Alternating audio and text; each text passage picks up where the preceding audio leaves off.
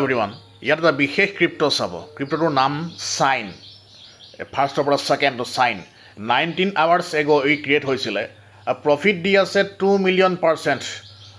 এতিয়া ইয়াত আপোনালোকে যদি চাই ইয়াত হৈ আছে পেয়াৰ ক্ৰিয়েটেড 19 আৱাৰ্ছ এগো আৰু 24 আৱাৰ্ছৰ ভিতৰত আমাৰ ইয়াত ডিটেকশ্যনটো 24 আৱাৰ্ছৰ ভিতৰত কিমান হয় এইটো দেখুৱাই 2.1 মিলিয়ন% প্ৰফিট দি আছে।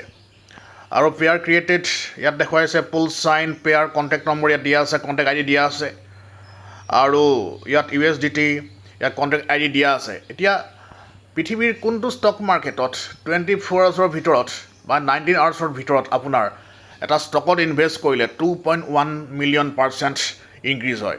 আৰু ক্ৰিপ্টো মাৰ্কেট এতিয়া ক্ৰিপ্টোৰ যিটো বুল ৰান আহিছে, গতিকে আমি সকলোৱে ক্ৰিপ্টোত ট্ৰেডিং বা ইনভেষ্টিং কৰা উচিত।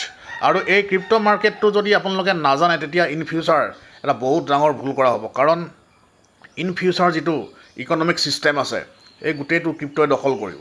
আৰু আপোনালোকৰ এতিয়া 2.1 মিলিয়ন% একেদিনাই ইনক্ৰিজ হোৱা কোনো ষ্টক আজিলৈকে ৱৰ্ল্ডত অহা নাই আৰু ইন ফিউচাৰ নাহেও ইমান পাৰ্চেণ্ট ইনক্ৰিজ হোৱা উইদিন 24 আৱাৰ্ছ ভিতৰত। গতিকে আহক আমি সকলোৱে ক্ৰিপ্টো ট্ৰেডিং বা ক্ৰিপ্টো ইনভেষ্টিং শিকোঁ। আৰু চাইন ক্ৰিপ্টোটো এতিয়া 24 আৱাৰ্ছৰ ভিতৰত যিটো 2.1 মিলিয়ন% ইনক্ৰিজ হৈছে, এনেকুৱা বহুত ক্ৰিপ্টো আছে। মইতো একেদিনাই 10 মিলিয়ন%লৈকে ইনক্ৰিজ হোৱা ক্ৰিপ্টো দেখিছোঁ। আপোনালোকে ভাবি চাওক, আপোনালোকে যদি তাত 10,000 টকাও লগালে হয় প্ৰফিটটো কিমান হ'ল হয়। Thank you, have a great day.